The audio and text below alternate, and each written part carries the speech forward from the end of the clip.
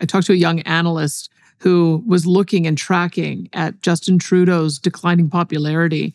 And he also was tracking the number of mortgage renewals that are happening each month, and it tracks perfectly. Then they look around and say, who's caused this? And the obvious answer is the guys who've been in charge for the last 9 years. And it's happening in real time and happening very quickly, and it will probably accelerate.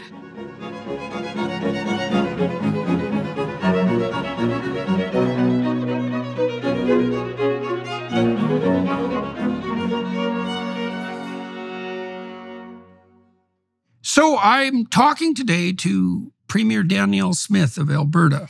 And Alberta is a very interesting province because it's extremely energy rich, fossil fuels in particular. And so Alberta is perhaps the foremost jurisdiction in the world where the battle between anti-human green environmentalism and the industries that promote cheap and accessible energy is being fought.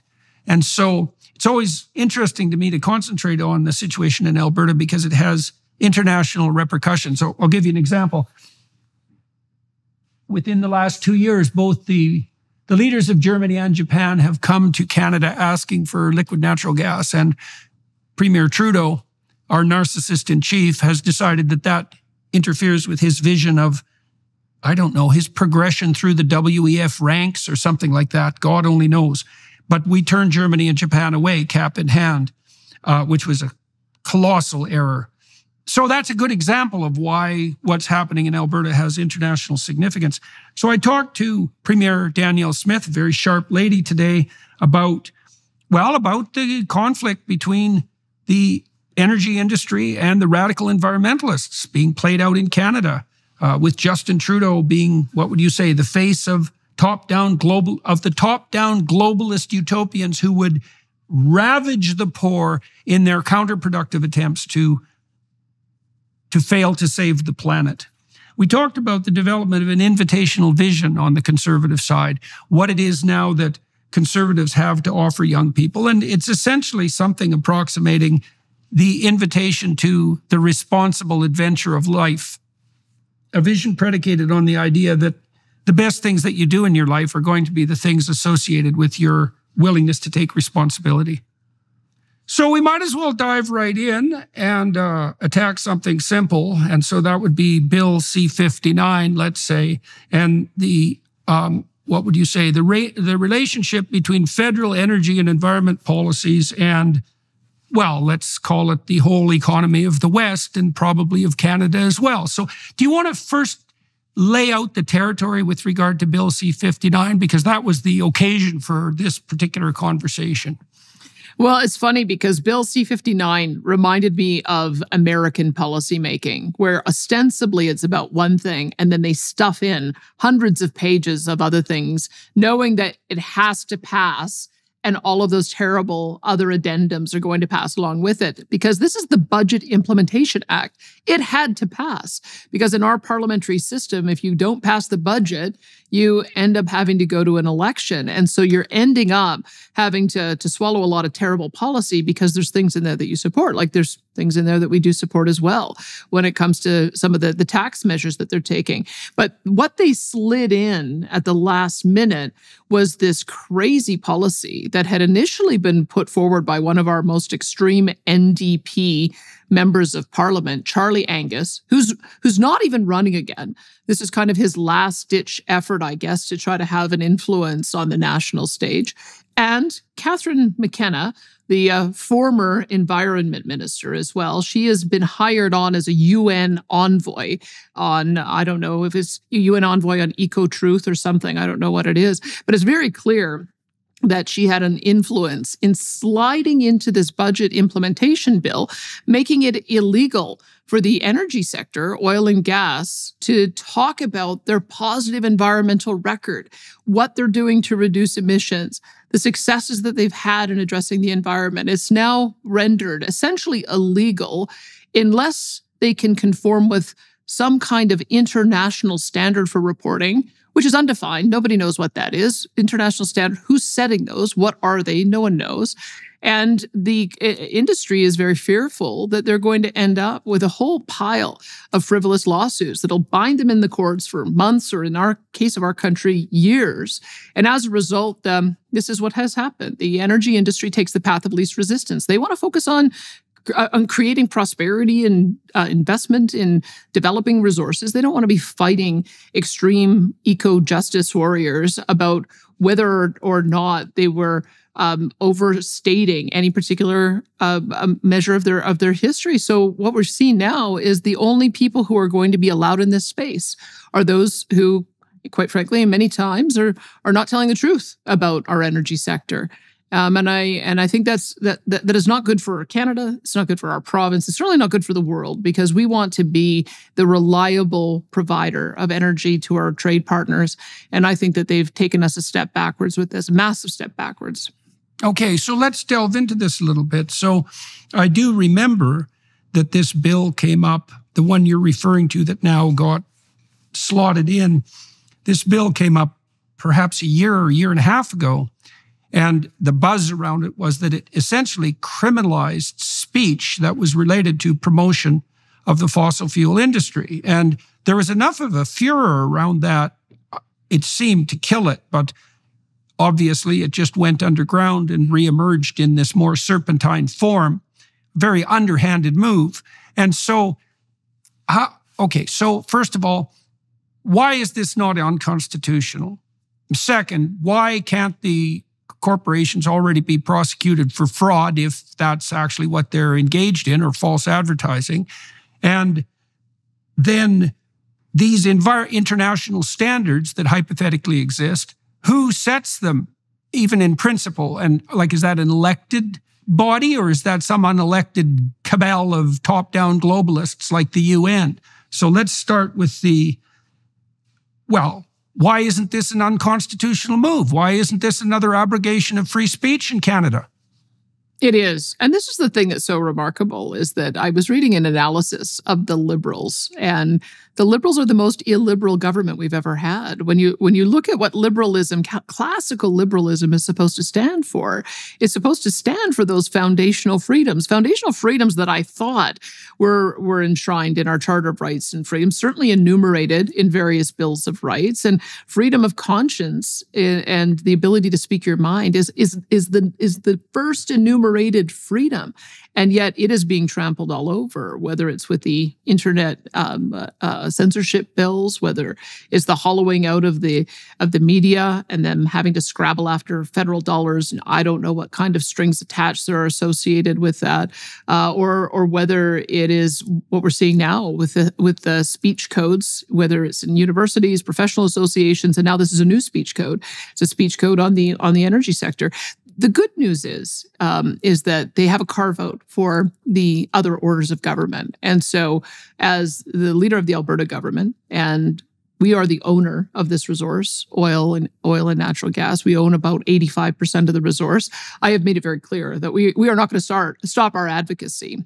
What we hope to be is that source of solid information about our environmental record. And then by providing that validation and showing our work, showing our sources, we hope that we'll be able to give that same information to the other advocacy groups and industries so that we can all go forward together. But that's the situation we now find ourselves in, is that we're having to have a government take on the role of being the advocate, because they're crowding out the private voices, which I think has got to be the most illiberal approach to take to the discussion of these kinds of issues. So we are intending, on behalf of the industry, to challenge this from a constitutional perspective, and to challenge it as well from a charter perspective. And so as we put together that lawsuit, we will be reaching out to others to see if they want to join us as well, because we've had some success in beating back the federal government. It takes years. It takes a lot of money. That's why they do these things, is that because they have a period of time where it is the law of the land until you can get it struck down through the various stages of the court. And in the meantime, they put such a chill on investment that they achieve their target regardless, because they've just put it in as the fact by having it implemented in their parliament. It's so irresponsible. What would happen if the oil companies, if the fossil fuel companies used information that you had already promoted. That's what we're hoping. Okay. We're hoping that we'll be able to almost provide a shield that if we become, because you asked who sets the standards. Well, right. Guess what? I think we set the standard. I mean, we under our Constitution have the right to develop our resource and get them to market. And part of getting them to market is also making sure that we can tell the environmental message. Because the other part of it too, and I've spoken with energy executives about this as they're trying to navigate through it, they actually have an international requirement in reporting to their shareholders as publicly traded companies to talk about their environmental record. So you can't have both of those things. You have to be able to give them that latitude. So we are hoping to be able to provide them a bit of that shield and be able to also lead on the legal issues and the judicial issues.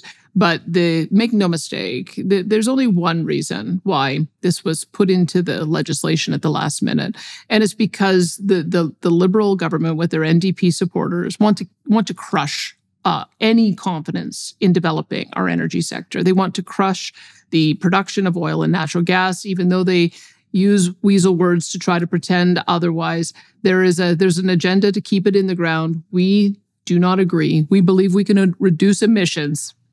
Okay, so let's delve into that a little bit. I mean, first of all, what do you actually think their vision for the Canadian economy might be? Canada's a very resource-dependent country, and we've done a very, very bad job of differentiating ourselves in a more sophisticated way.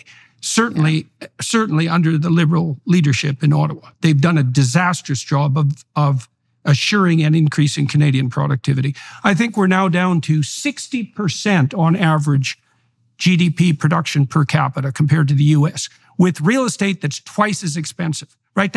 It's worse than, what's the state?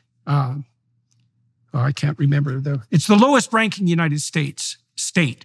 Canada is now equivalent to in terms of GDP productivity and with much more expensive real estate. So that's just absolutely appalling. So do you think that underlying all this, like what the hell's driving this? Is this merely climate paranoia of the type that's fostered by the WEF? Is that what's going on?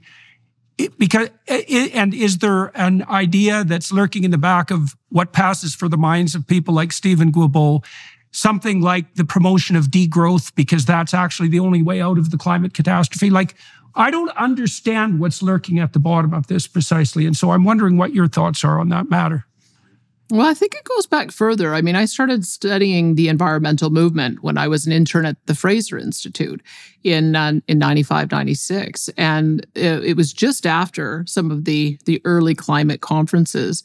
But that's when I learned about the Rio Summit and the role that a Canadian by the name of Maurice Strong had played in asserting that we needed to put an approach on emissions reduction that was very aggressive. And there has been, I think even it goes back further than that to the Club of Rome concept, I think came out in the late 1960s. And earlier than that, the Paul Ehrlich and Limits to Growth, this whole notion that the world did not have enough resources to be able to keep up with the population growth, that we would ultimately outpace our ability to feed ourselves. That was sort of the flawed principle that came out of the late 1960s and early 70s. I mean, it was even, if you look at the culture and how it's shaped by movies, you may recall the movie Soylent Green, and it talked about a catastrophic future, which I think we've now superseded in the date that they expected it to happen, where we'd run out of food, so you had to have a manufactured product to keep people alive. And so this is I think the flawed premise that goes all the way back there. And it doesn't matter how much we're able to develop new resources and increase food productivity and outpace the global population with our production, they still stay with that flawed premise. And you hear it even today, where they talk about you need 5 Earths to be able to support the number of people that we have on the planet now. Well, it's just simply not true, because the way economics works is as something becomes more scarce and precious, someone will find a substitute product. And it's been the history that we always find a solution to be able to meet these concerns. That's how supply and demand works. So I think it goes back even further. And one of the reasons I mentioned Maurice Strong is he was an appointee in Justin Trudeau's father's era, in Pierre Elliott Trudeau's era.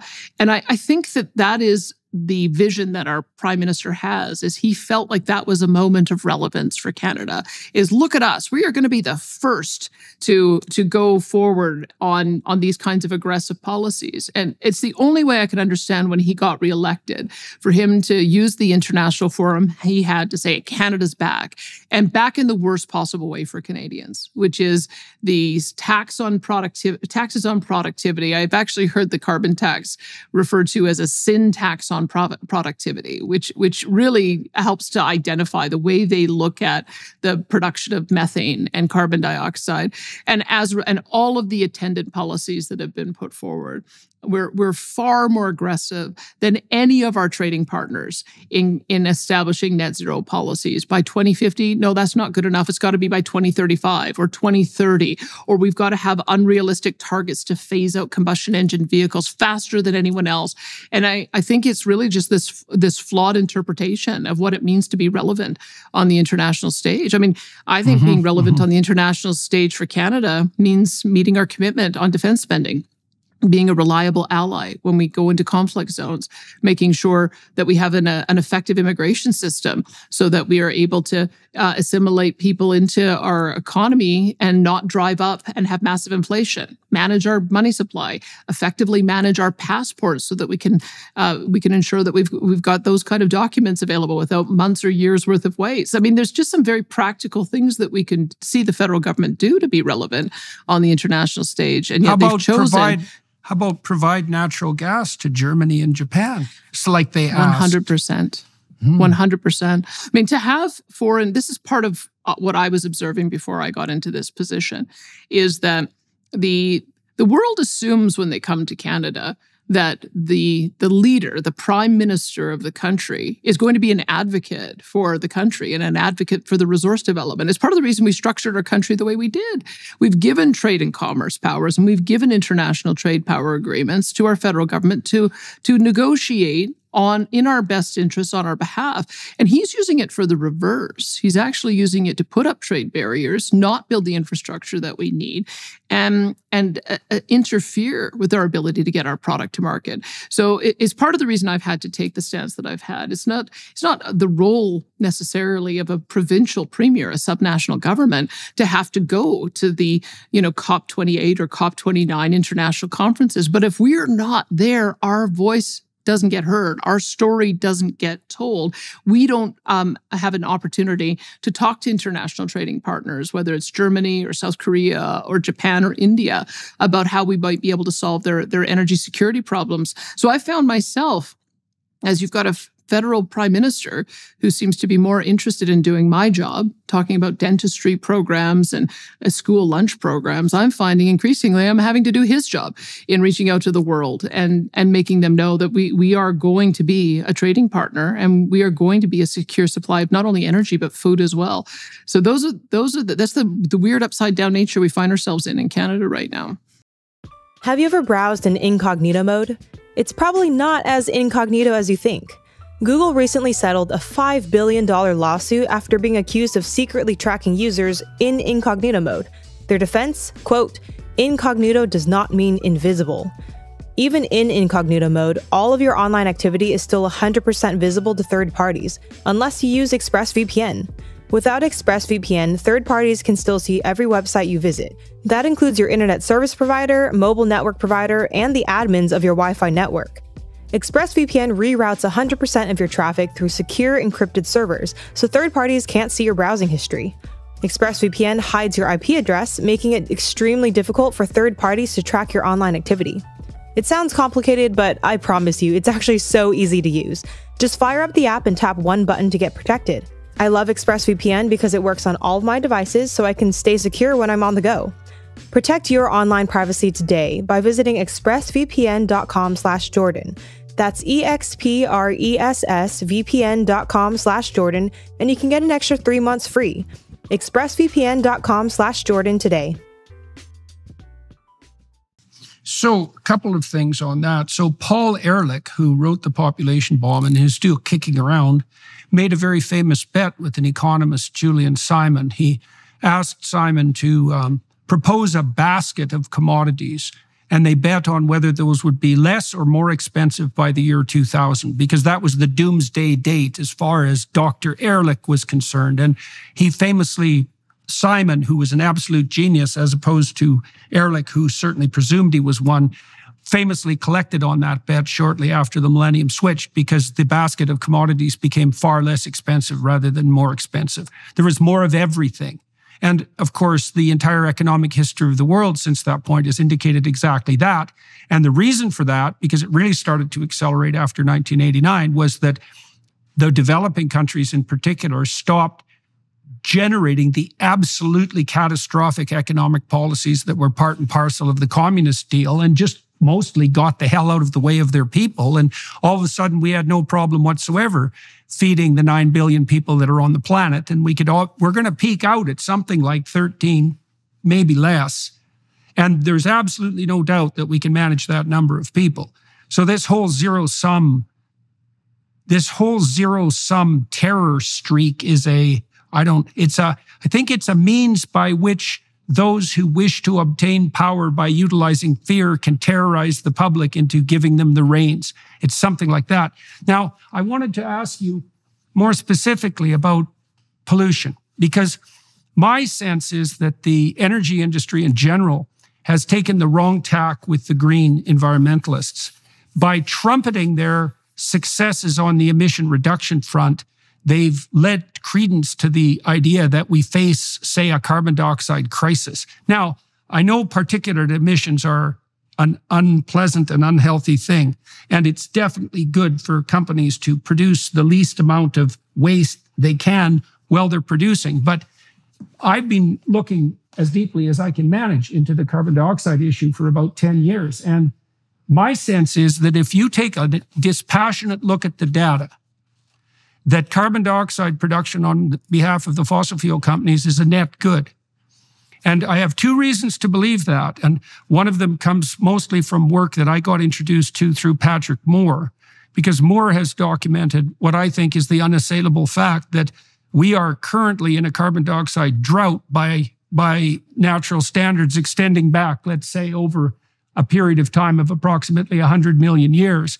Time frame really matters. That we were actually approaching a carbon dioxide level that was sufficiently low so that plants were struggling to survive. And so one of the things that's happened, so there's that, and I looked at his data, and it's not his data specifically, but the data that he's aggregated, and it seems to me to be much more powerful than the alternative explanation that, compared to 500 years ago, there's more carbon dioxide in the atmosphere. It's like, well, what bloody time frame are you looking at there, guys? You can't just pick some arbitrary time frame that fits your story.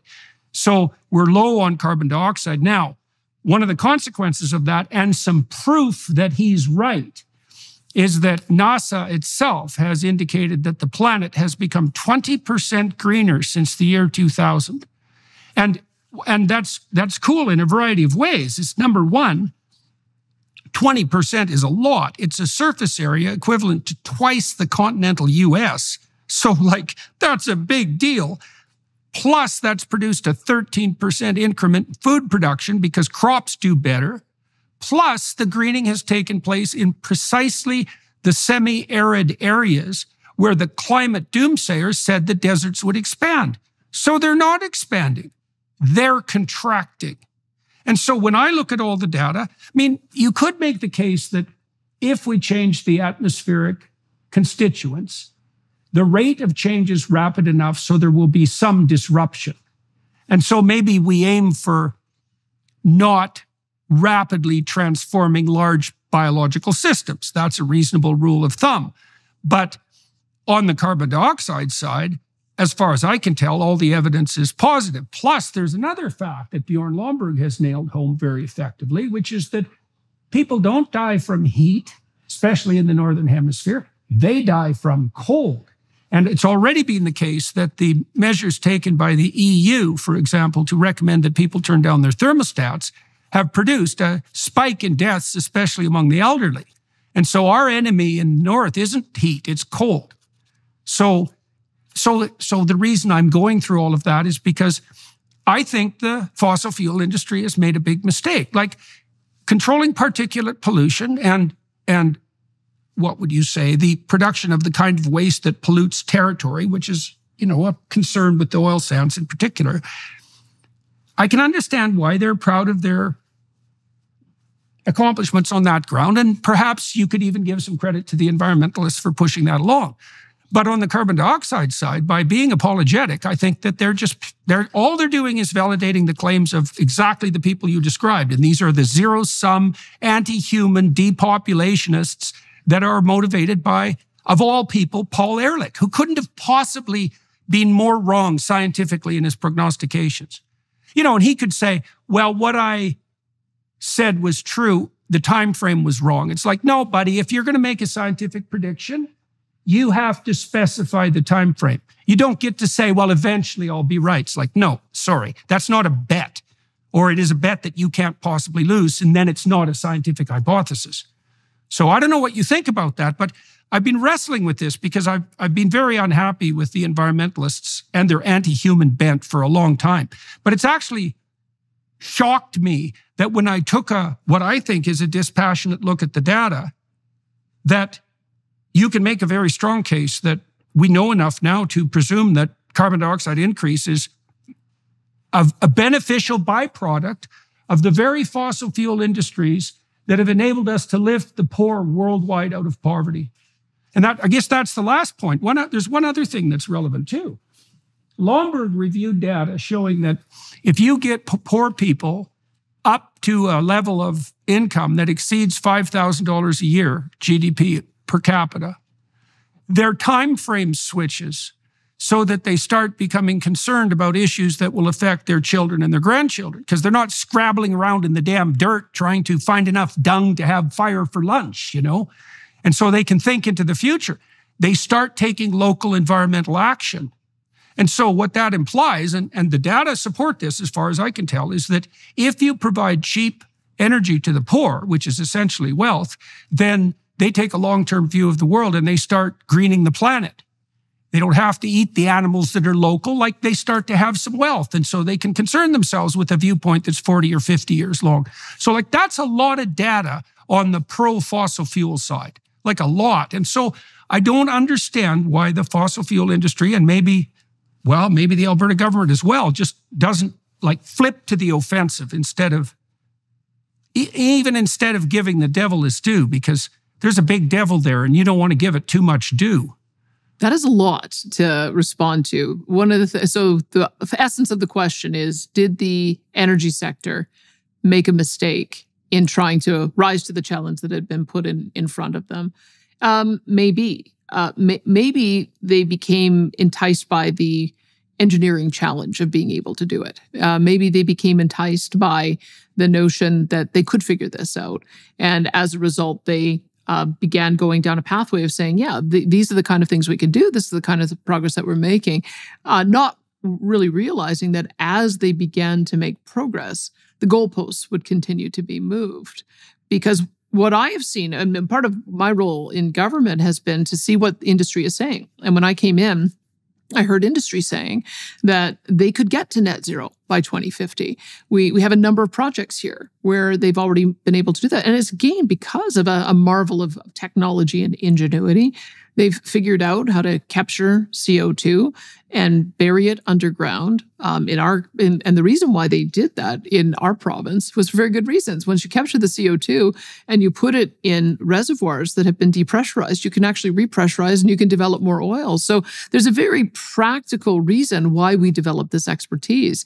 And so that is the way I would explain it, is that because we could do it, the energy industry went down a pathway of thinking they would get rewarded by the market for doing it. That if we become the best barrel in the market, which is what everyone says they want, the greenest barrel of the market, we should be able to get a premium for that. If we can develop the technology to capture CO2 and put it to useful purpose, then that should be ultimately able to develop a revenue stream. And those are good reasons, actually, to engage in free enterprise. And I would tell you that That's the history of our energy sector, is that we take a product that we need. It was initially kerosene, and there was a whole bunch of sludge left over. And then somebody said, gee, I wonder what I could do with that sludge. And out of that, developed petrochemicals and lubricants and asphalt and all kinds of other useful products. We now get 6,000 barrels or 6,000 products out of a barrel of oil. I think the industry looked at the CO2 challenge as just the next waste stream that we've got to try to find something useful for us to do with it. And so if it's framed that way, that's why I've been very supportive of the industry and going down this pathway. In fact, part of the reason why we're able to feed so many people on the planet is something very similar. It was a chemistry breakthrough of Haber-Bosch, where they figured out how to capture nitrogen from the air and turn it into fertilizer. But this is, I guess, and I think you touched on it, when I'm so glad you told the story about Julian Simon and the bet with Paul Ehrlich. It was very much in my mind as I was giving my first answer to you. But I remember when I got into property rights advocacy, which was very shortly after my time at the Fraser Institute, and I read an article about how the way in which tyrannical governments exercise control over their populace is they control energy and they control food.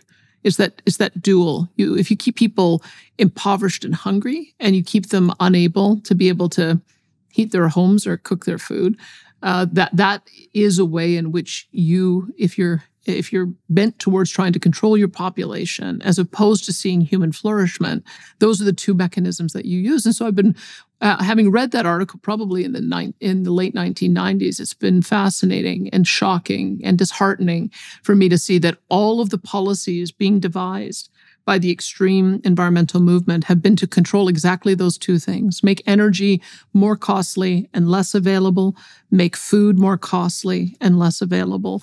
And I think it comes down to this fear that has been unsubstantiated that scarcity is going to result in a calamity for humanity. I'm a cornucopiast. I think that's the alternative view.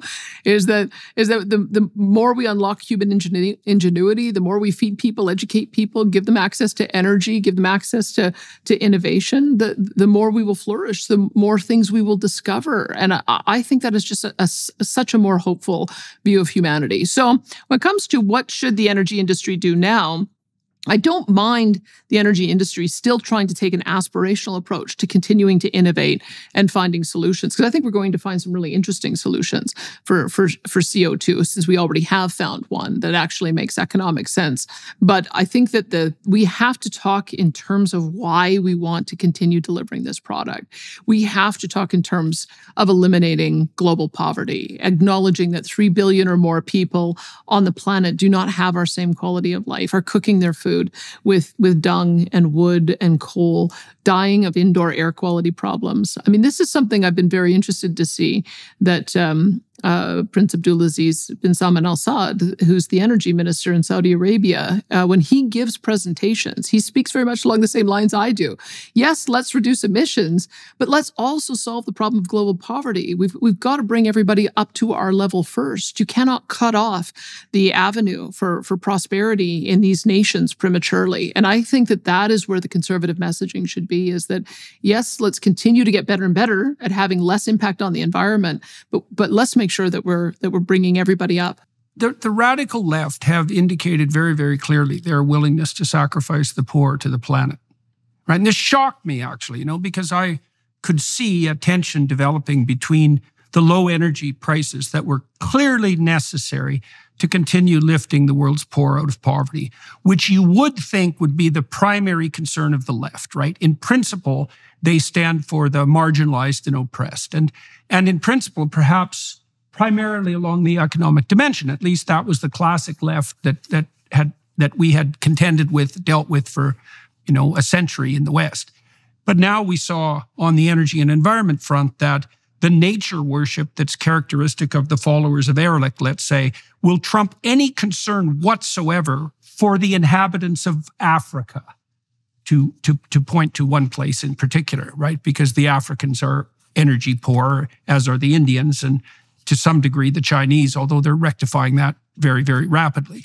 And so it seems to me that there's an unbelievable opportunity for the classic liberals who are willing to divorce themselves from the idiot progressives and the conservatives to say, no, look, if you want a real policy to alleviate poverty, there isn't anything that you can do that even comes close to the provision of cheap energy by whatever means. Now, you want to keep the pollution under control, and then if it is actually the case that increasing wealth at the bottom decreases environmental load, which seems to be the case, or at least you can make that argument, and credibly, then, well, that's a win-win solution for everyone. No more poverty and a wiser populace with regards to environmental issues from the bottom up instead of the top down. That's a good vision. And so it's an excellent vision. I'd add one more on top of it, because it actually improves the planet from an environmental point of view. And you'd mentioned Bjorn Lomborg, and I think Michael Schellenberger has done good work on this as well. But one of the things that I have heard as I've gone out talking about the value proposition that Alberta has to offer is I'm told that if we don't provide that secure supply of LNG so that they can be using it for their energy needs, they're actually quite worried in places like the Asian countries and in India, that if we can't provide them with whether it's ammonia or LNG or some kind of hydrogen carrier, that they're just going to have to keep on developing coal-fired plants. Of course they will. Of course. And and coal has advantages. You can stockpile coal like mad. All you have to do is put it in a pile. It's pretty straightforward. And so, of course, they're going to turn to coal. Why? Because there's absolutely no way that these developing countries, where most of the people are going to be able to withstand the pressure from the population with regards to the necessity of economic growth. And so, and we already saw this, Premier Smith. We saw this in Germany. The Germans took this demented tilt towards green environmentalism, and all that's happened is that their electricity is 5 times as expensive as it should have been, and they pollute more. Not least because they have to burn lignite. That's how it's turned out. Lignite, for God's sake, the most polluting form of coal. They shut their nuclear power plants down, which was utterly insane. And so what's happened in Germany is they're more dependent on, like Putin, for example. Their energy costs have spiraled out of control. They're deindustrializing as a consequence, and they pollute more. So, the only way that's a victory is if all you wanted to do to begin with was cause as much havoc and disruption as possible. You know, it's funny you should say that, because one of my MLAs in the legislature, and just listening at what our opponents in the New Democratic Party had to say, he came up with this formula that the progressives have, is that they identify a problem and then they identify a solution that will make things worse. And then they criticize conservatives who have solutions that are actually a lot more practical and may work, and try to demonize the solutions that we take. But you're absolutely right, is that there's this, maybe it's sort of it's plausible that the approach that they would take would work. It's plausible that if you built out an economy based on nothing but wind and solar and batteries, that everybody would have free electricity and it would drive prices down and it would be unlimited because the wind is always blowing somewhere and the sun is always shining somewhere. And if you just interconnected enough, then it should work. And I think that plausible lie has been at the heart of why it is we've had such dysfunctional policy around how we develop our energy sector. You need to have reliable power. That should be number one. It should go without saying that a fuel source that only works 10% of the time in the case of sun in our market, or 30% of the time in the case of wind, is not something that you can power an industrialized economy on. And then on top of that, if you try to add everything onto the power grid so that all of your industrial use has to come from electricity, all your heating has to come from electricity, all your transportation has to come from electricity, at some point it gets absurd and gets obvious that it is unachievable. But I think that there's this aspirational approach that they put out there, that people want it to be true. And so they continue to endorse policies that are completely incapable. It's impossible to be able to implement them. And it's our job as conservatives to understand where that aspiration comes from. Because I think people are good-hearted. They actually want to have less impact on the planet. We all enjoy our beautiful outdoor spaces. And so we want to make sure that we're not doing anything that's going to impact biodiversity. So I think that there is a human need to be in touch with nature, that they're able to, I think, take advantage of to propose policies that simply won't work. So we have to make sure we understand where that human motivation is coming from and say, look, we can achieve that a different way. And then we have to propose what that different way is. And that's what we're trying to do in Alberta. Well, there's also a shadow side to that, just like there was a shadow side to the fossil fuel industry's presumption that if they marketed themselves in a green way, that would be a net economic advantage to them. That all presumes that the people that you're contending with are playing a fair game. And I actually don't believe that that's the case with much of the environmental nonsense. I feel that way, for example, when I go into a hotel and I see signs everywhere telling me that they're only going to do laundry every 2 days because they're saving the planet. And that isn't why they're not doing laundry. They're not doing laundry because it saves money, and fair enough. But they can cover that with this claim of environmental virtue. And so many of the people who virtue signal on the environmental side, and this is particularly true in the political realm on the left, are doing that not because they care for the environment in the least, not if it came to actually making personal sacrifices for doing something about it. They want to be seen to be the saviors of the planet without doing any of the work, any of the background work, any of the research, any of the industrial innovation that would be necessary to carry it out. They want to be seen as experts without noting, for example, well, how the hell are you going to interconnect all the world's power grids together? Where are you going to get the wire? Where are you going to get the metal? And isn't it a problem not only that wind works 10% of the time, but when it doesn't work, you have to have a parallel energy system in place. And if that's not nuclear, it has to be fossil fuels. And so then instead of having just a fossil fuel grid, let's say, for our electrified economy, you have to have a wind and a solar grid plus a fossil fuel grid. Well, how in the world could anyone with any sense whatsoever think that that constituted an improvement, especially when you also decide, let's say, to take nuclear out of the equation, which is the last thing you'd do if you actually cared about carbon dioxide production. And so for me, there is an element of care with regards to environmental sustainability, but there's a much larger element of being seen, to be seen praying in public, to put it bluntly, to be seen virtue signaling with no effort. And so that NDP in particular are good at that. But it's interesting. I don't just blame the environmentalists, and I don't just blame the politicians.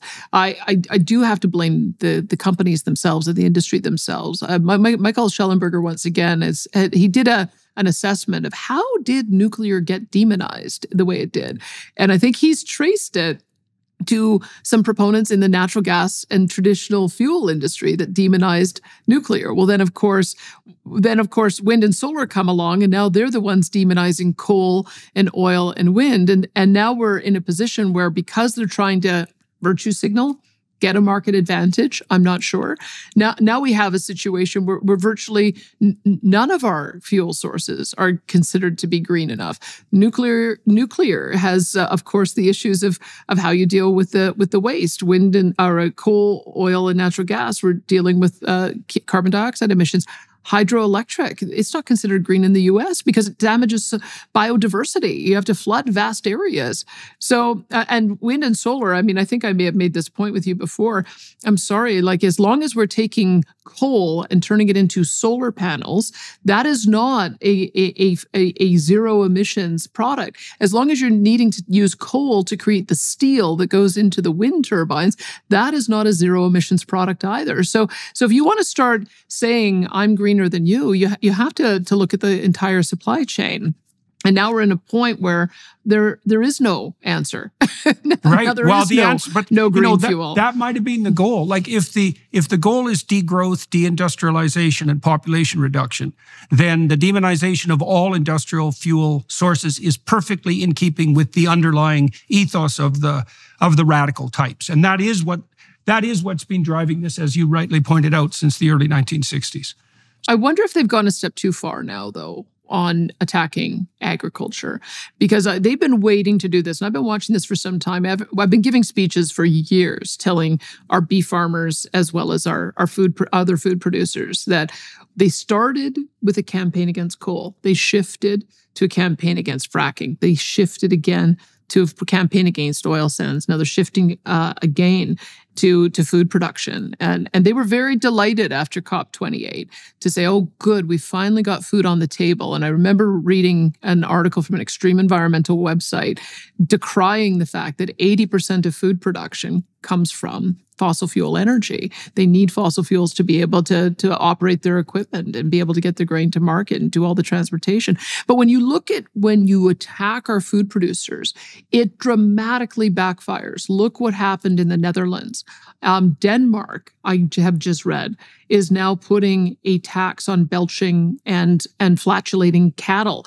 $100 carbon tax on cows. And you have to wonder, at what point are people going to say enough is enough? Because I'll have to tell you, like, the next logical step is, if belching and farting and breathing is now a sin, how long before they start putting a carbon tax on human beings? Because guess what? We're all belching and farting and breathing creatures as well. So I think they may have overplayed their hand in going after our food producers. Our food producers are some of our most highest esteemed industries and professionals in any economy, certainly far above lawyers and used car salesmen and politicians. And so to go after our food producers in this way, it doesn't make sense, especially since the entire practice of food production is understanding the carbon cycle. When you have a grain that you're producing, you have to capture CO2 from the air. It goes into the head of that grain. People eat it, and then it gets recycled again.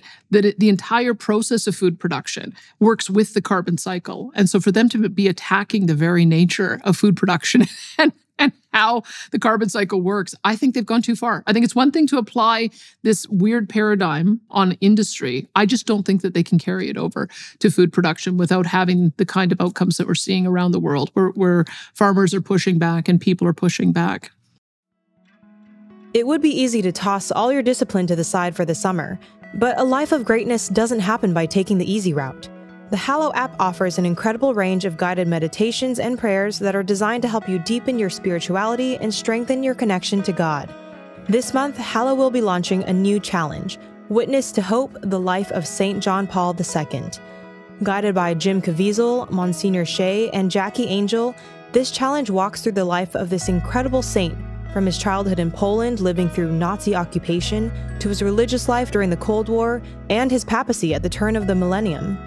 Journey in this challenge and learn what St. John Paul II meant when he said, quote, "There's no evil to be faced that Christ does not face with us.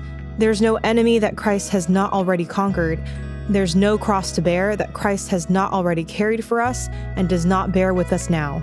Be not afraid." Download the Hallow app today at hallow.com/Jordan for an exclusive 3-month trial. That's hallow.com/Jordan. Yeah, well, we can certainly hope that's true. Okay, let's turn our attention, if you don't mind, back to Canada for a moment. And so, when I was a kid, teenager, Pierre Trudeau, so Trudeau the Elder, brought in the national energy policy and devastated the Western economy. And that was a massive overreach of federal power and an invasion by the feds into a domain that wasn't constitutionally theirs. And things went very sideways in the West as a consequence. And now here we are 40 years later, and we have his son in office who is, if anything, as narcissistic and less competent than he was. And we have what's essentially a schism in the Canadian structure. I mean, so here's one issue. For example, I found out recently that Quebec has enough natural gas to supply its own needs for 200 years, or the EU for 50, given known reserves. And the Québécois have decided that they're not going to utilize that resource, even though they sold the rights to its development to someone who they later turned their back on. So that's fun. And at the same time, they're receiving massive transfer payments from Alberta and demonizing the Alberta economy as the producer of the very wealth upon which they're dependent. That doesn't seem particularly sustainable to me. And so I'm curious, how do you contemplate? I know there is going to be an election in a year, and probably Trudeau and his minions are going to vanish into the haze with any luck. But how do you envision a relationship in a continuing Canada, given the mass split between, let's say, the interests of the West and the apparent interests of consumers and governments alike in central Canada and particularly in Quebec? So on the optimistic side, what do you see? What do you see as the way forward? Well, if I was to express a preference for Pierre Trudeau's approach versus Justin Trudeau's approach, I actually preferred the Pierre Trudeau way, because he just wanted to steal our wealth. He didn't want to destroy it. Trudeau the Younger actually wants to destroy our wealth, and I just can't imagine how he thinks that is good for the entire country. Because Alberta, as you rightly point out, is a major contributor, not only to the prosperity of our own province, but because so much of the corporate tax revenue and personal income tax revenue and sales tax revenue goes to Ottawa. They are a massive beneficiary of the fact that we have a strong and growing economy. So my way of dealing with that is to just point out they don't really have a mandate to govern in any meaningful sense. He only got 32% of the vote in the last election. He had a partnership with the NDP, which I see Jagmeet Singh spends almost as much time criticizing Justin Trudeau as I do, and yet he continues to prop him up. He's the worst hypocrite in Canadian politics ever, I think. And people are seeing it, because look at the result that just happened in Toronto, where an historically Liberal riding, not only did the Liberals lose ground, but the NDs lost ground as well. Both are seeing. I mean, the public is seeing that they are one in the same in the kind of damage that they're causing to our economy. Now, talking about Quebec, every time I see my colleague, Premier François Legault, I remind him that he has the ability to solve his own energy problems. And it's going to get to a crucial point in Quebec, and I'm quite interested to see how it plays out. You may recall that Quebec signed a very favorable deal for the Churchill Falls hydroelectric power, which is located in Newfoundland and Labrador, a 70-year deal that has the value that they pay going down over time, if you can even imagine. I think they're only paying a fraction of a cent right now for access to that power. Problem is, that deal runs out in 18 years, and we're already beginning to see the impact that is having on their market. They can't offer 20-year power purchase agreements to new industrial installations because they don't own the right past 18 years. And they're now going to be at a point where their energy export, as I've seen, National Bank just did a study on this, where their energy exports are going to fall off. Their energy exports have been part of the reason why they've been able to continue to not only get money from the Western Canada, but also have the ability to subsidize their own population. And so the model is falling apart in Quebec. And the solution is very obvious.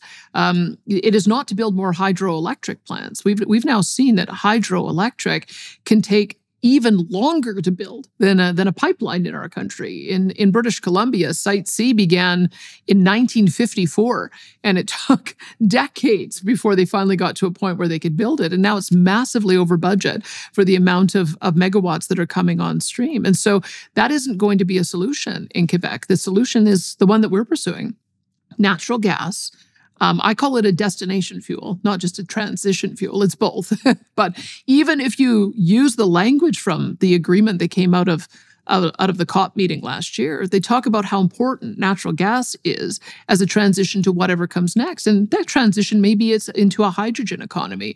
And I will put it to Quebec every time I see them, that's what they should be focused on. How do you use the technology that we have already developed to be able to capture the CO2, maybe put it to a useful purpose, develop out your hydrogen economy, develop perhaps out an ammonia economy? They have the ability to solve this problem themselves, but they have become so invested in a negative approach to how we talk about the traditional resources or fossil fuels that I don't know if they'll be able to have that conversion. I'll be watching to see, but they're power constrained now. They're just not going to be able to grow their economy unless they figure out how to be able to bring in a secure supply and an affordable supply of electricity.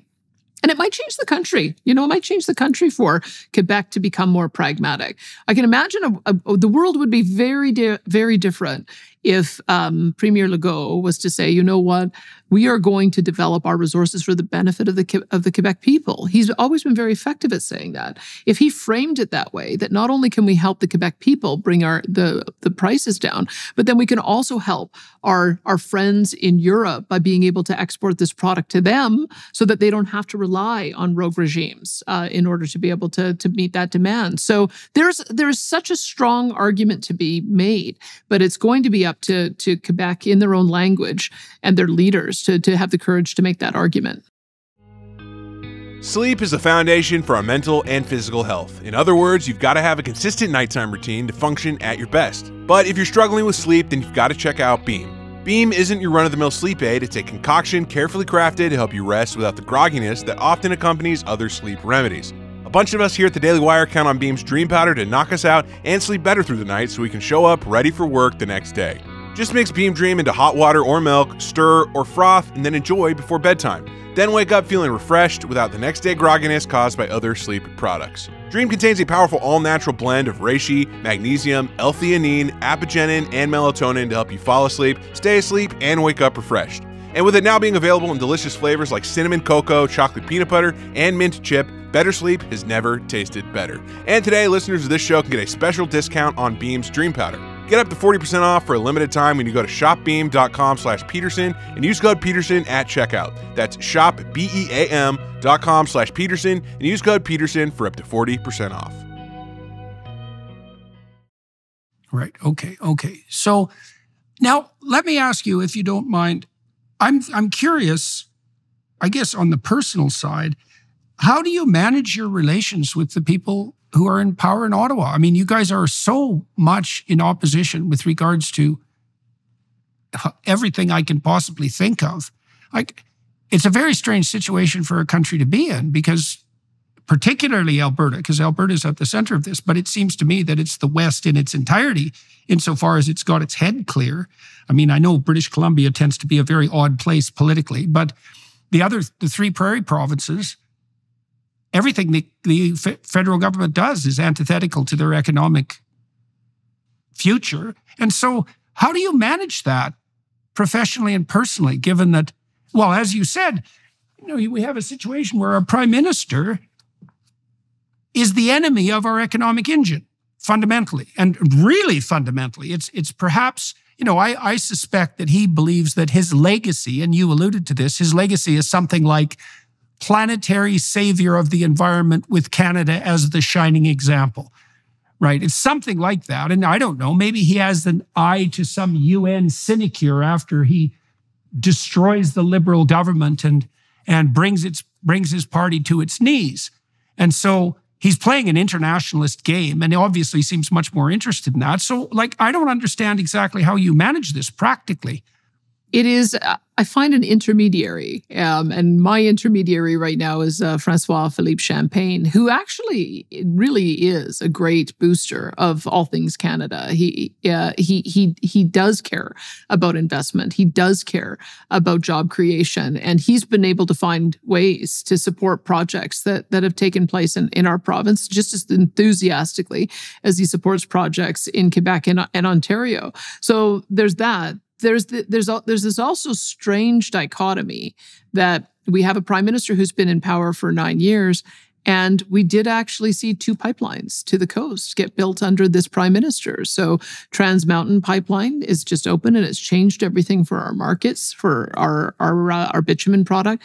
And Coastal GasLink is completed, and we're just waiting for the commissioning of LNG Canada to be the first project that will allow us to export LNG, and that'll change our natural gas markets as well. So I have a hard time understanding that on the one hand, there must be enough pragmatic voices within his cabinet to move those kinds of major projects forward, even though they're massively over budget, even though it takes much longer than it should, even though it's tied up in red tape and permitting rules. Somehow those 2 projects managed to get completed. So it's up to us to try to find a pathway. We try to find the areas where we can agree, partner on those areas, and then just hope that they don't do more damage in the time that they have between now and the next election. The thing that worries me is I see an acceleration of the Stephen Guilbeault, our environment minister. I see an acceleration of him trying to push forward with as many of these extreme policies as he possibly can before that deadline ends up getting met. And I don't know if they're going for broke, if they just think, well, we're going to lose anyway, so we may as well get all of this on the table because it will take years to undo, or if they honestly think that making energy and food more expensive for all Canadians is somehow a winning strategy. I mean, against everything else that they must be seeing in the environment, their plummeting poll results, the plummeting results of the NDP, the fact that they continue to forge ahead is a bit of a mystery to me. It would seem at some point they've got to clue in, what we're doing is making life more unaffordable for Canadians. It's reducing productivity, which is reducing take-home pay. It's making people feel more impoverished. This is going to impact our poll results, and yet they somehow haven't managed to draw that connection yet. And look, it's something, I think there's a combination of things. The first is that every sacrifice is worthwhile if you're hypothetically saving the planet. Mm-hmm. And the psychological benefits of patting yourself on the back for doing that, in spite maybe even of your own self-interest, are not to be underestimated. It's a serious psychological motivation. It's a religious motivation, essentially. It's fundamentally something approximating the return of nature worship. And I really mean that, right? All the way down to the bottom, because whatever the planet is, whatever the environment is, these vague terms, takes absolute priority over everything else. And that's essentially a religious, what would you say? It's a religious endeavor. And then I would also say, because I do believe that we have no shortage of narcissists among the leadership of our federal government, that as the Prime Minister becomes increasingly unpopular, which was part of his goal, was to be the golden boy, to be the popular man, that as a wounded narcissist, he will have no shortage of reason to take revenge. So if you can add to that the do or die mentality of the diehard green environmentalists like Guilbeault, they're going to be slotting in every conniving bit of wording they can possibly manage between here and next October. So, and they'll be feeling very morally virtuous for doing it. It's like, well, even though everyone's against us, we're still holding the course. You can see that with what Freeland's response to Trudeau's loss in Toronto. You know, I mean, they should be clamoring for his head. And I guess we'll see how that unfolds, because it does sound like some voices are. I guess I just like the old style of Liberal, the ones that actually led with their heart and compassion. I mean, we used to have a Liberal Party that talked about the single mom and the difficult time that she's having, being able to pay for groceries and take her kids to soccer practice. We used to care. They used to care about the tradesman who's lost his job because of whatever downturn has happened or whatever consolidation has happened because of these additional regulations. They used to care about the average family just trying to make ends meet. And I don't hear them talking that way anymore. That's the thing that so surprises me, is where did all of that heart, where did all that compassion go? Those are the things that Pierre Poilievre is talking about right now. I hear Pierre talking more about the plight of regular people and the difficulties that they're having making ends meet. I know that is very much on my mind, about how do we counteract all these terrible policies so that people can just afford the basics of life. And I don't know when the Liberals stop caring, but it's so obvious that what you've described is true, that they're not putting people first anymore. Yeah. Well, it is very interesting to see. Well, Ford has done the same thing in Ontario, that Ford and Poilievre have really become the voice of the working class. And I see, the thing is, you kind of see that with Trump in the US too. And I think it's because we've actually developed the realization on the classic Liberal and Conservative front that there is no better pathway forward for rectifying the economic misery of the poor than the free market system. And so, to the degree that that's the case, and now I think the case for that is unassailable unless you're literally criminally blind, that it's easy now for the Conservatives, who used to be the party of big business, let's say, which is kind of what they were when I was a young guy, to be speaking directly to the working class. Is we're going to declutter the system. We're going to get rid of the idiot environmental taxes that do nothing but make your life more difficult and increase pollution. And we're going to serve you. And I think Poilievre has done that very effectively. Now, can you envision How do you feel about the unity, let's say, of the conservative movement in Canada now? There's a number of conservative premiers who seem to be ideologically on board with your approach. There's Scott Moe and Blaine Higgs, and so at minimum, and I don't know what your relationship is like with Doug Ford. And then we have Poilievre, of course, who's a rising star and is very much likely to be the next prime minister. I mean, so what is your view of Canada's future at the moment? Optimistic fundamentally, and if it's optimistic, what is that optimism tempered by? Let me just add one more preamble to that. See, I'm afraid that what's going to happen is that the Canadian economy is far worse than people think, and that we're going to discover a lot of things under the carpet that were hidden by the Trudeau government. Now, the evidence of that is he has a bloody scandal every week that should be sufficient to bring down his government, like the last scandal we just had about the airlifting of the Sikh people out of Afghanistan. It's one a week. And so we're going to see a lot of things that we don't know about the second Pierre Poilievre is elected. And they're going to be instantly blamed on him by the environmentalists and the Greens. And then he's going to have maybe 4 years to mop up what is one god-awful mess. And so, you know, I could see a scenario where he's in for 4 years. All those Canadians who have to remortgage, which I believe is about 60% of them, are going to do that and lose their houses. And it's going to be like really a rough go for him. And then the Liberals will replace him. So now, you know, that's a pessimistic view. And I'm not saying that will happen, but man, it isn't obvious to me that I'd like to be in his shoes. So like, how are you conceptualizing, let's say, the next 5 years in Canada? And when's your next election? My next election is October of 2027. So I have a bit of runway. I'd make a point that, and you've touched on it, and you've hit it. I talked to a young analyst who was looking and tracking at Justin Trudeau's declining popularity. And he also was tracking the number of mortgage renewals that are happening each month, and it tracks perfectly. The more people who are having to renew their mortgage and now face the sticker shock of having double the mortgage payment because of their high rates, that then they look around and say, who's caused this?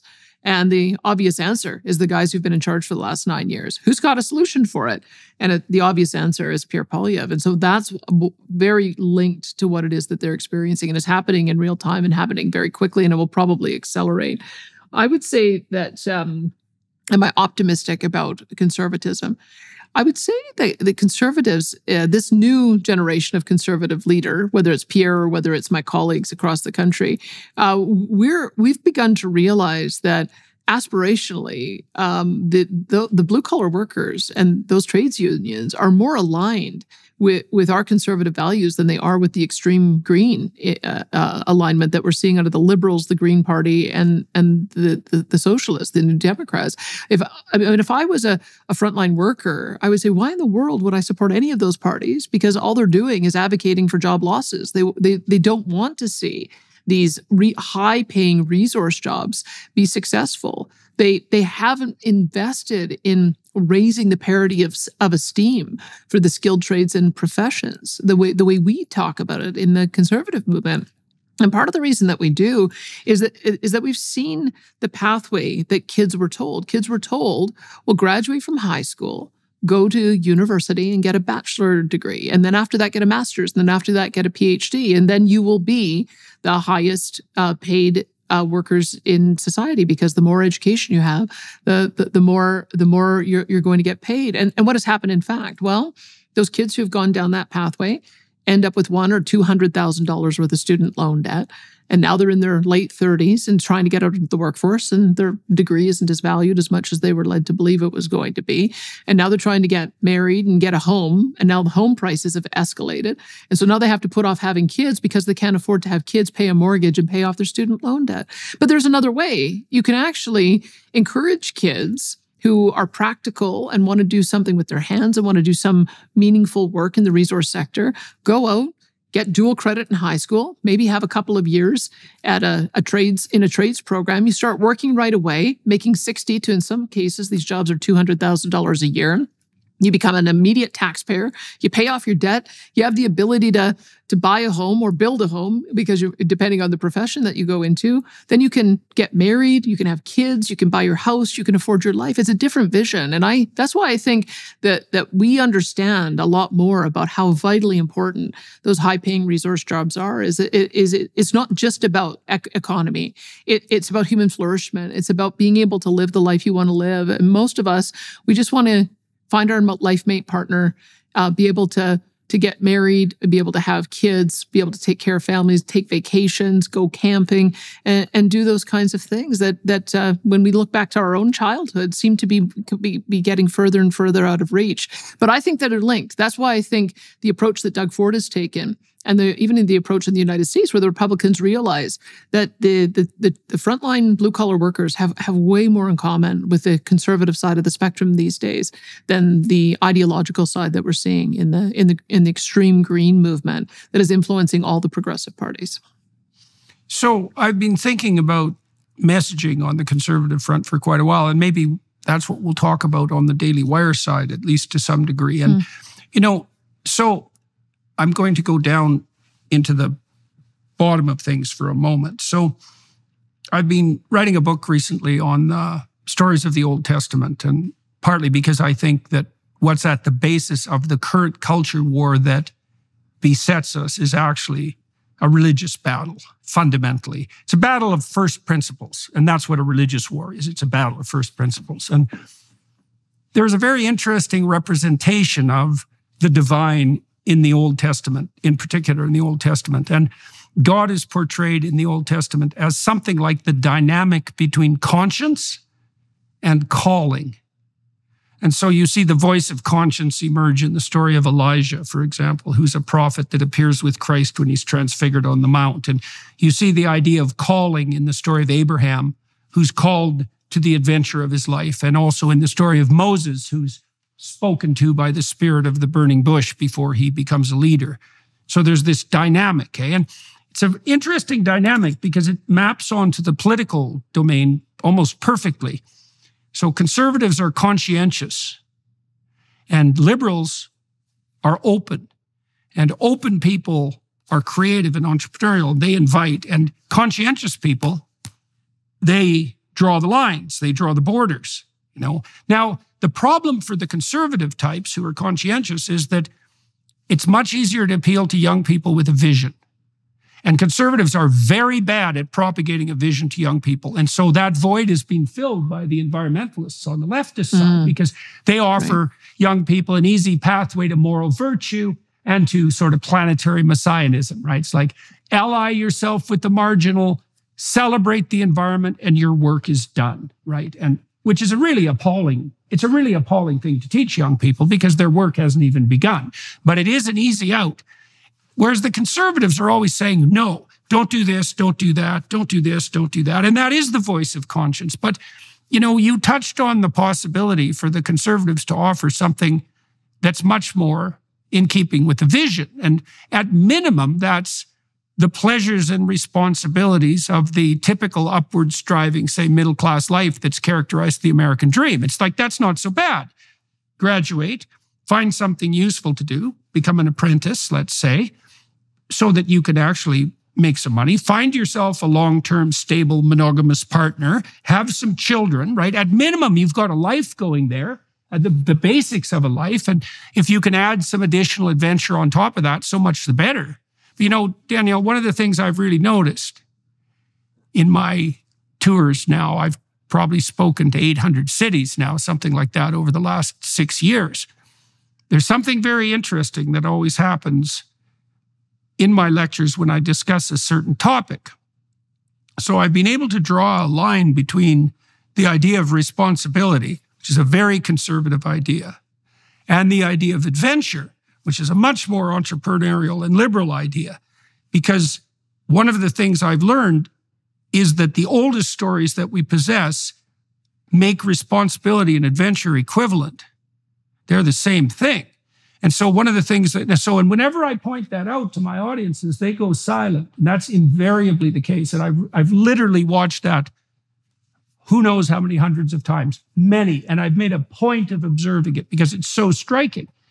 So, you can tell people, look, if you look at your life and you're trying to come to terms with your conscience, you're trying to decide whether you've lived a life worth living, and you review your progress forward, you will invariably conclude that those times that you stepped out of your way to adopt excess responsibility were the times that you were at your best. And no one's told young people that since like 1962. That's a long time. And conservatives have that right at their fingertips, right? They can say, look, what we had are the fundamental building blocks of Western society with all of the freedom that produces. That enables you to take the responsibility for your life in this subsidiary manner that the Catholic social theorists talk about. Take on that responsibility because it makes you noble. It makes you adventurous. It gives your life meaning, right? You're living for other people then and for the future, not for your narrow present-centered self, which is what the left is always selling, in this prideful hedonism that's so much part of their marketing.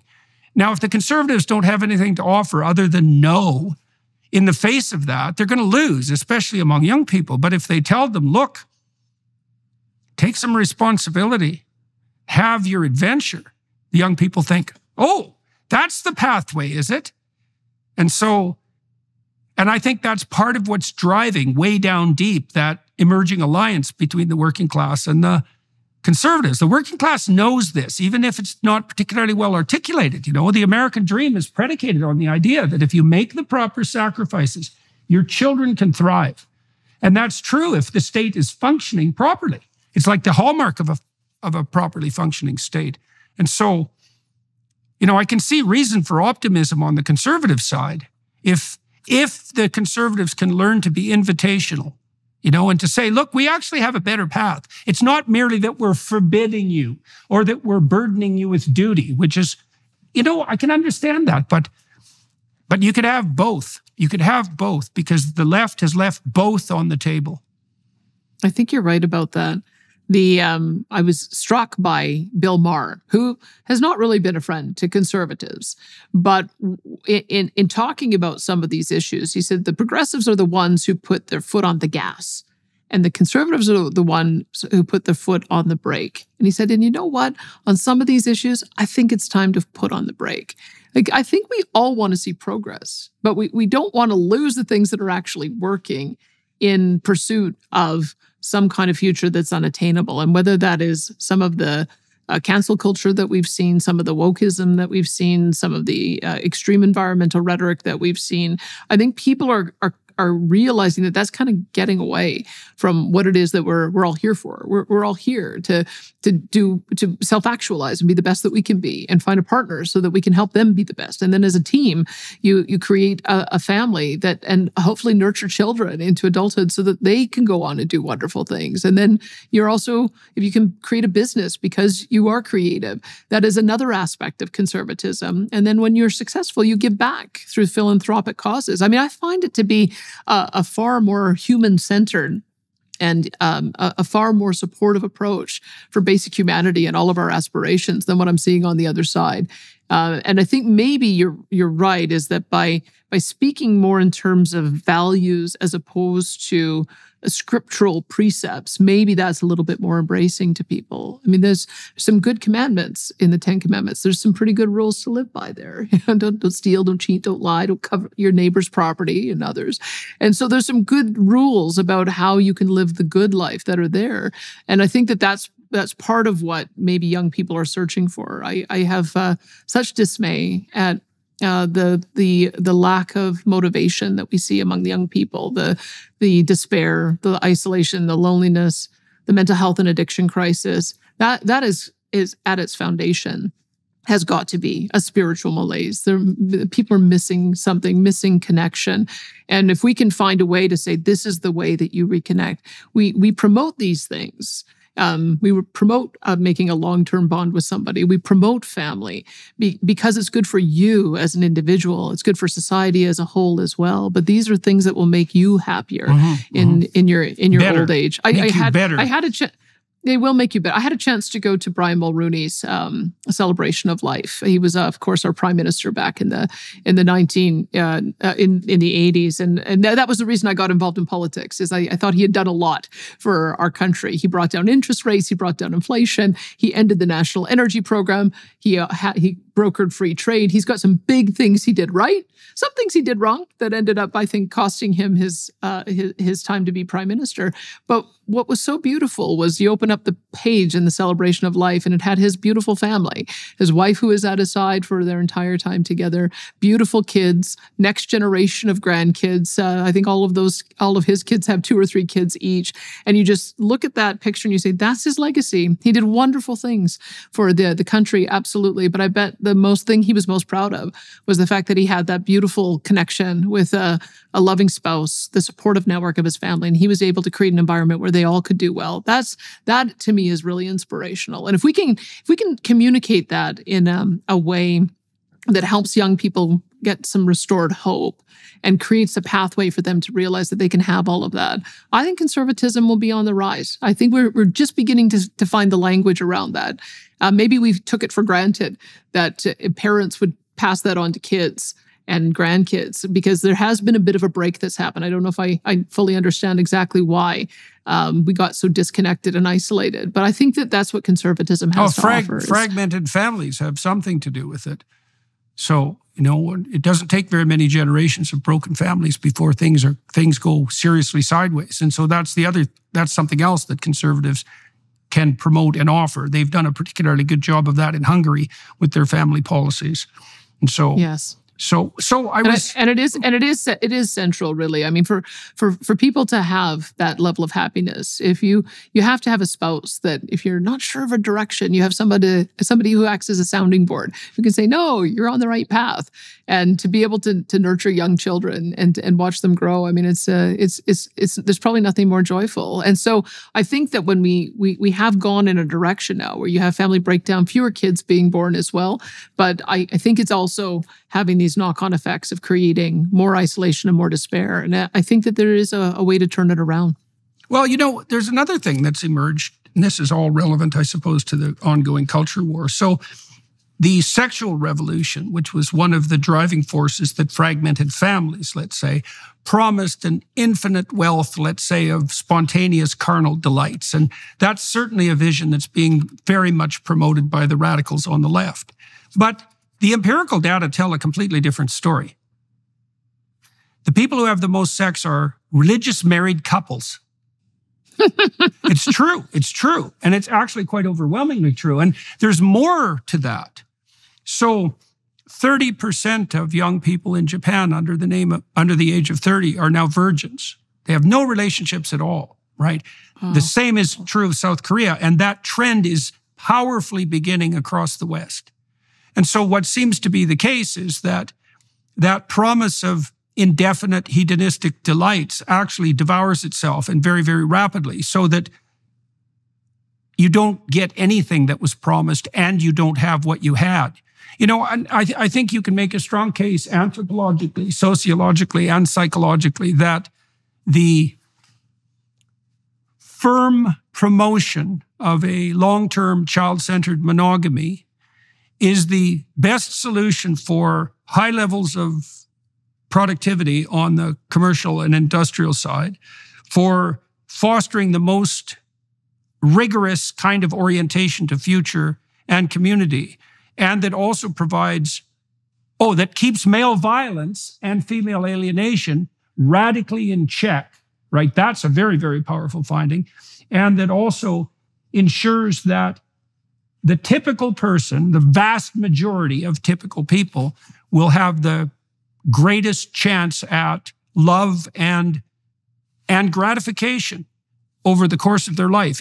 And then also includes, of course, the creation of the bringing into the world of children and the elaboration of all the social relations that emerge in consequence of that.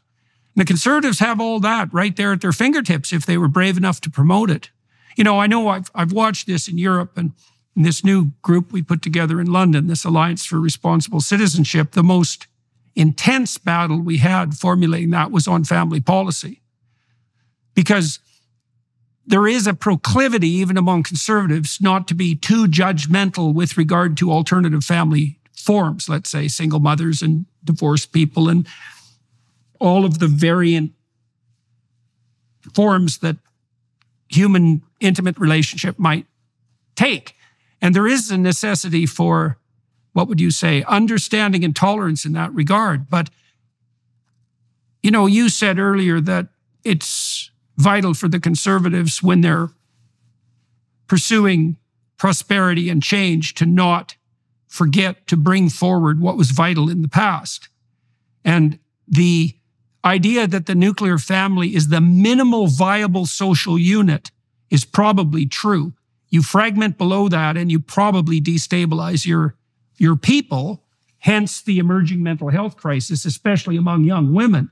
But you also likely destabilize your society. And so tolerance for the fringe, but support for the center and the ideal. I think it took conservatives a little while to get there, but also embracing a broader view of the nuclear family and that lifelong bond, because gay couples increasingly are wanting to have children and create that nurturing environment. And there is a growing, I know you're not, the left likes to ignore this, but there is a growing gay conservative movement and gay conservative contingent who share those same values of bonding and monogamy and creating a family environment and connection and working hard and making sure you're passing on to the next generation and believing in free enterprise. And so I think that that's one thing that conservatives had a little bit of a difficult time in modernizing their view of what that nuclear family looks like. But I think the principles are the same. We all need to find a life mate. And we all want to create an environment that's going to be good for raising children. And I think that that's where we're having some commonality is in being able to advance that message. And so I'm hopeful that we're able to talk about it in a way that is really aspirational. I think I've told you I've always described myself as a libertarian. And I think there's been this idea that it's, freedom at all costs, but I'm more of a conservative libertarian, is that you have the freedom to make your choices, but there are certain choices that lead to better outcomes than others. And we should be asking people aspirationally to make those kind of choices that benefit themselves, benefit their family, and benefit their community. And that, I think, is, if we can find the language around how to do that, maybe it provides the counter to what we're seeing as the message of the left. I find the message of the left so bleak. We have a whole generation of young people who've been brought up to believe that just the basic actions of human life are destroying the planet, acting as if there's no future for humanity, that there is no improvement that can be made, that there's too many humans on the planet. Young people who are choosing not to have kids because they're worried about what the future might hold. This is a very bleak vision. So it's interesting to me that somehow that, because it has that spiritual component, is so attractive to young people. I just find that to be self-defeating. Well, they're afraid, but the thing is, it's not just that they're afraid, because it also appeals to their irresponsibility. So what happens to people is, if you truncate their time horizon, so let's say you put people in a situation where they know that they're going to die in battle in 2 weeks. Well, they're going to party like there's no tomorrow, because there's no tomorrow. And so if you tell people that there's no tomorrow, well, that does terrify them. But it also offers them an excuse for irresponsible hedonism. And so that's a very toxic combination. And the left has definitely capitalized on that. Now, the problem with that is that it leads to despair. And so, and in not very long, assuming you're not dead, it leads to despair, right? Assuming that the apocalypse doesn't come. So it's not a good long-term solution. I was writing this morning about the end of the Exodus story. And so it's detailed out in Numbers, actually. And what happens is that the Israelites are now on the edge of the promised land. So now they're looking to actually occupy the future. And Moses sends scouts out to check out the land. And the scouts come back and make 2 reports. And one report is unbelievably pessimistic. It's like, there's nothing but giants in the land of Canaan. They're going to crush us militarily. We don't have a hope. The future is dismal. Everything is terrible. You're a corrupt leader. You led us through the desert only for your own power, and we should go back to the tyranny of Egypt. And that's one group of reporters. And the other group is Caleb and Joshua. And they say, well, there's some troubles ahead, but we can manage them and we're going to be delivered, right? Well, what happens is that God brings a plague in and strikes down the faithless scouts. And Joshua, who's the scout with courage and faith, leads the Israelites into the promised land. And there's an archetypal significance to that story, and truly, which is that leaders who envision the future are called upon to presume that we can manage, to offer that vision to young people. In faith and courage, because that's what you have to confront the future, because you don't have the facts at hand and you never will.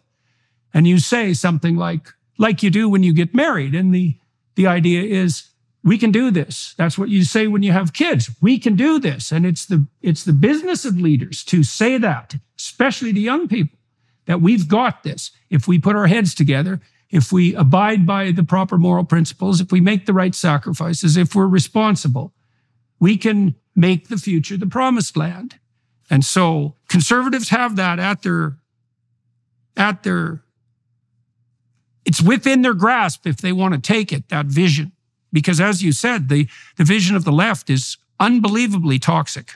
It's very bleak. I believe you've just called Alberta the promised land, because that's exactly how I look at what it is we're trying to do in Alberta. And it's working. I mean, I couldn't have been more astonished at what happened post-COVID when we said we're getting back to normal and we're going to invest in our economy and we want people to come here to help us build this place. It has been more successful than I ever could have imagined. We had over 200,000 people come to Alberta in 2023, and they're continuing to come, and it's young families. And my view, and I just said this, I was on a radio program today, because you can look at the problems. You can say, oh, yes, we've seen now a surge in housing prices, and we've got issues of crowded classrooms, and we've got more people who need healthcare. And of course, whenever you end up with people who find themselves displaced and don't get a job, you do have a problem with homelessness and addiction.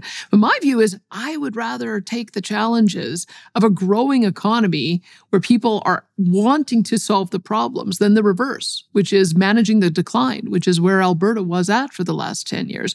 And I'm just seeing it just aspirationally, because people want to come here and want to be part of what it is that we're providing. And it's very simple. The ones that I've met at various festivals over the summer is, you know what? I can afford a home here.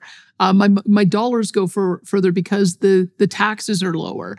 I'm able to raise my family and have a conversation about whether or not one of us wants to stay at home.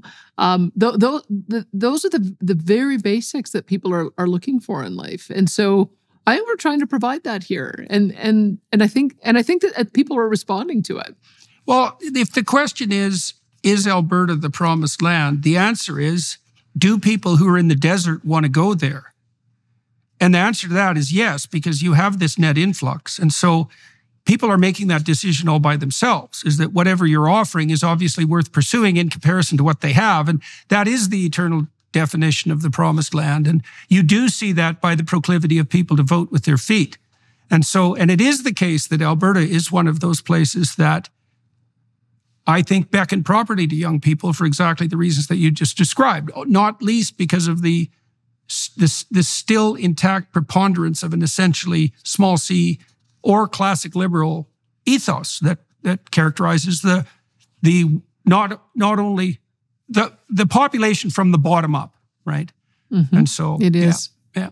Well, and it's interesting to me because we actually now, I think, have more conservative premiers in the country than we have other parties, because there's myself, and then there's Scott Moe in Saskatchewan, Doug Ford in Ontario, and then we've got conservative leaders in Atlantic Canada as well. So there is something that has happened at the subnational level. And those are all the services, and that's we are the ones who have the primary responsibility for creating the economic environment and the social support environment that's going to be able to support people. And so I think it's telling that, notwithstanding the fact that we've had a dysfunctional federal government that is operating on an entirely different set of values that I think is destructive for the country, in some ways at the subnational level, we have conservative leaders who I think have been able to counteract it to a large measure. And maybe that'll ultimately spill over federally. maybe people will have finally had enough. I'm surprised to see the folks of Toronto have finally had enough. I think came as a surprise to everybody. But if that's definitely a kind of miracle.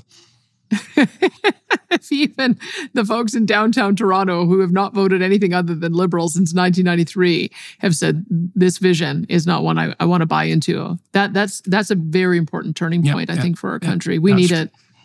So is there anything else that you want to bring to the attention of Albertans or Canadians or the international people who are listening before we close this section? I want to talk to you, I think, on the Daily Wire side about the vision that we're trying to put together for Conservatives internationally, not least with our next conference in London, which will be in February. I think there's more that we could discuss on the vision side, and so I think that's what we'll do on the Daily Wire side for everybody who's watching and listening. But is there anything else that you'd like to make a gesture towards, or have we covered the things that we set out to explore? Well, the only other thing I would raise, because of course the Hollywood community and the official voices of Hollywood have tried to mischaracterize what we're doing in Alberta on the issue of gender identity and supporting trans youth. And I've got young trans people in my life. And so I always have approached this from the perspective of what is the best for the child. And it took us a little while to find out what that pathway would look like. I've noticed my other Conservative premiers, they started with the issue of pronouns. And in some ways, I think that wasn't getting to the heart of the issue. For me, getting to the heart of the issue was that we've enabled an environment where kids as young as 10 or 11 years old are being asked to make decisions that will prevent them from ever being able to have children again. If you go on puberty blockers and then don't go on to go through puberty, you don't become sexually mature, and you're making a decision not to have children before you even know what that even means. And so we started from the healthcare side of things, saying, is this good practice? Is this good medicine? And is it good medicine for a young person to be affirmed and start down a pathway of a medicalized treatment before they've even explored why it is they're having some of the identity crises that they are? And so we've made the decision, and it's a difficult one, but that those procedures are not going to be available to anyone under 15 years of age and younger. You can maybe quibble about whether 16 or 17 is also too young to be making those kinds of choices. I think the courts in some cases have said that 16 or 17 is an age at which, since kids can become emancipated from their parents, they can start making their own medical decisions. So we're limiting those kinds of interventions, hormone blockers, cross-sex hormones, and medical interventions to those who are at least of a level of maturity where they can begin to understand the consequences of their decisions. And hopefully, by delaying those kinds of choices, we will have more children still able to preserve the right to have kids of their own one day. Based on the discussion that we've had, you can see why that is important to me, that you don't want to cut that pathway off to children prematurely. Literally. They're just not. Well, it is, mm-hmm. and we just. I feel like 20 years from now, those in the future will be sitting in judgment of those who did nothing, saying, "That's for how sure. could you have done this to all of those children?" So we want to be very supportive of anyone who wants to take that pathway towards actualizing what they see as their true identity, but it has to be done at an age where they're mature enough to handle the consequences of it. And so I know it's been mischaracterized by those who would who think anything should go, but I just don't think that you were as liberal in that regard as anybody sensible could have possibly have been. I mean, the gender affirming care nightmare is starting to turn around in a vicious way. We know the Cass report came out in the UK. Almost all the Europeans have clued in. We found out that the WPATH organization that hypothetically put in place standards of care was nothing but a pack of activist jackals masquerading as medical experts, which they were most decidedly not. We've seen the lies of the psychological and psychiatric community exposed. You definitely took action at the early end of the turning of the tide, let's say. So, congratulations on that front. I was watching what was happening with Tavistock because there's a great podcast that is out on it. And I was watching what was happening with Dr. Hilary Cass, had an opportunity to talk to her as well about some of her observations. And it's just not good medical practice. When you hear of young people being able to access cross-sex hormones on a first visit to a doctor with 10 minutes of assessment, that is not good medical practice. No, it's criminal. And it is our obligation. Not good. Since in Alberta, we do have a monopoly on providing healthcare. Ultimately, when decisions are made that are wrong, it's going to come back to the government to have to answer for them. And so I'm hoping that we've charted a path that is going to be the most moderate approach. But I do know that we've taken, I think, some heat for that, and it's been mischaracterized in a lot of ways. So I wanted people to understand it comes from a place of love and a place of respect, and really from a place of just wanting to make sure that these kids don't make a decision prematurely that will just have devastating consequences for the rest of their lives. Yes, well, I'm glad that you brought that up. It was one of the things on the question agenda today, and I'd forgotten to mention it. So, well, there's other things we could discuss, obviously, on the education front, for example, but we'll leave that for another time. Thank you very much for talking to me today and for bringing everybody up to date with regards to the goings-on in Canada, and also providing the outlines of what could be a comprehensive, intelligent, and inviting view of the relationship between energy and environmental concerns in the future. Much more inviting view and much more realistic one that would have a chance of actually surviving implementation in the real world. You're putting that into practice in Alberta. People are flocking there, and for good reason. And so, well, we'll chase the pack of jackals that currently occupy Ottawa out in next October, and hopefully Canada will dig itself out of its current malaise and thrive. And if that's the case, it seems likely to me that Alberta will be on the forefront of that, not least because of what you've done. So thank you for that. Well, thank you. And thank you for your enduring interest in Alberta, because we really do want to be a model for the rest of Canada. And I think you're absolutely right. When we get alignment with that federal level of government, sky's the limit.